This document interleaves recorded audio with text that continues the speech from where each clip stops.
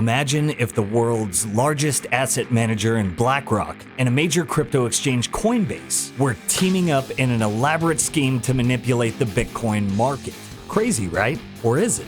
Today, we're going to dive deep into the rumors and the facts surrounding the Bitcoin ETFs, BlackRock, and Coinbase. In case you missed it, this weekend the Bitcoin community has been buzzing with chatter, and it all revolves around one question. Could Coinbase be issuing Bitcoin IOUs to BlackRock? Well, my friends, we're about to find out. I'm Rustin, head of news at Simply Bitcoin, and we have a massive story to get to. Send it!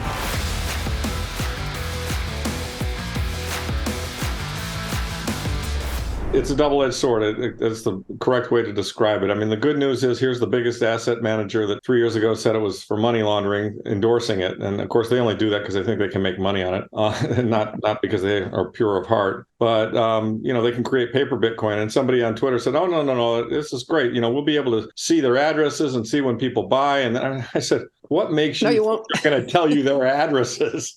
There's no way you're going to know what they're doing. And this has paper Bitcoin written all over it. So let's go ahead and break this down. The rumor mill is suggesting that Coinbase is playing a dangerous game, printing Bitcoin out of thin air in the form of IOUs to supply BlackRock's ETF. Essentially, they're saying the Bitcoin isn't really there. So here's kind of how the theory goes. Coinbase, under pressure to meet BlackRock's massive demand for Bitcoin, starts issuing IOUs, which are promises to deliver actual Bitcoin at a future date without holding one-to-one reserves. Now let's imagine BlackRock, one of the most powerful financial players on the planet, holding these IOUs and using them to short Bitcoin. This would flood the market with paper Bitcoin, and the result, a potential price suppression that keeps Bitcoin's value lower than it should be. But let's pump the brakes here. We know Bitcoin's beauty lies in its transparency. Every transaction is recorded on a public ledger, the time chain. If there were an imbalance, if there was phantom Bitcoin floating around, analysts would spot it. They live for this stuff. And trust me, the Bitcoin community is like a hive of Sherlocks. And if this is happening, it will be found out. And a lot of these sleuths are arguing that a massive manipulation would leave traces, huge red flags. And so far, there's been no such smoking gun.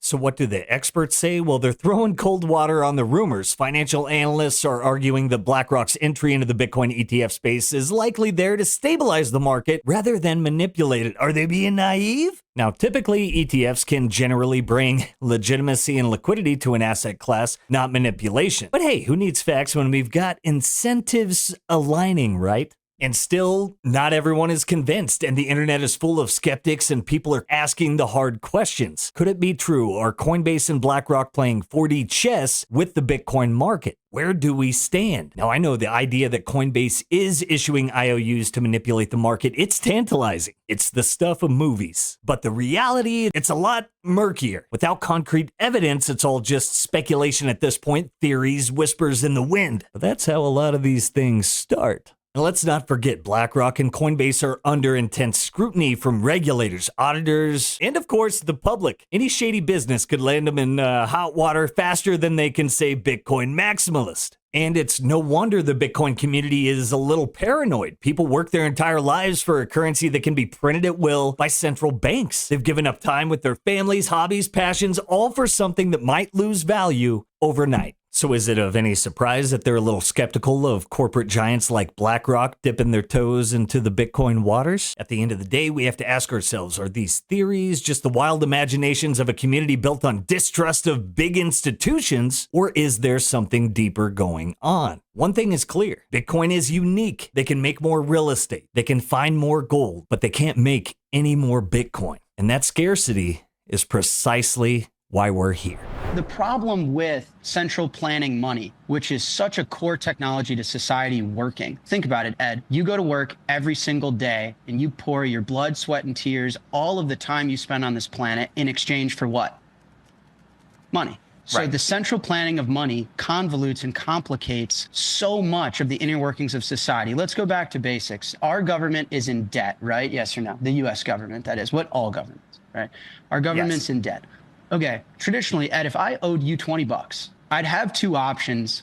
I'd one have to default on that and say, you know what, Ed, I hope you still consider me a good friend, but I'm not going to make whole on that $20. The other is I could pay it back. Those are classically the two options that anyone in debt has, right?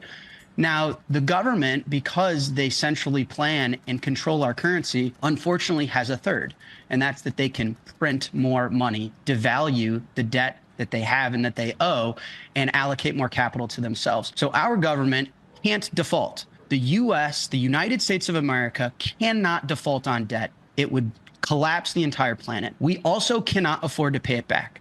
So if you just listen, I didn't even go to college, brother. This is just 101 basics, how the world works. If we can't default and we can't pay it back, what's the only option that they have to do? No matter what they sit and tell you at the Fed chair meetings and all of the economists, they have to issue more dollars. And so if there's going to be more pieces of green paper, you want them competing for the most fixed thing.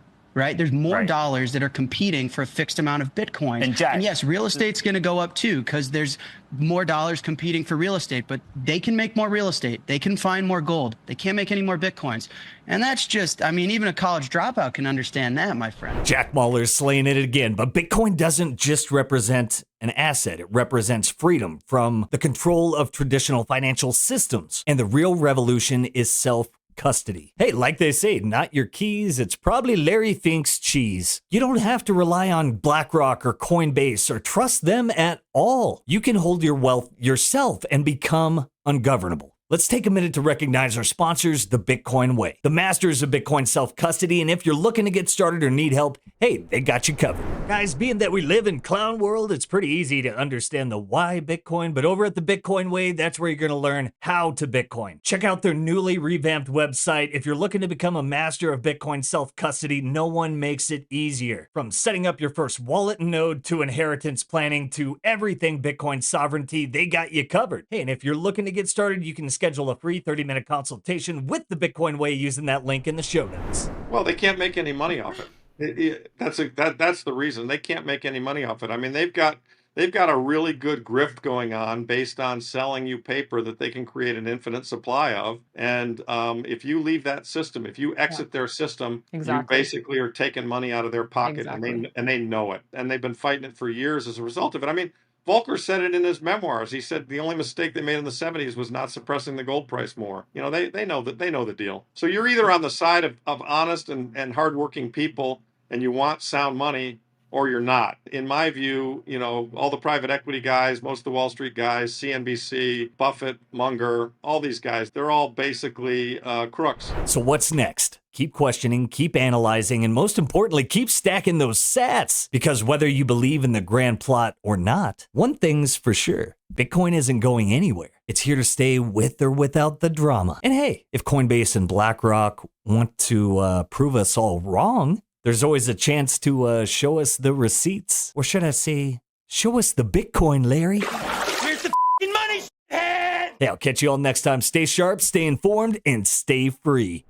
Peace. If you prefer to go down with the ship, you.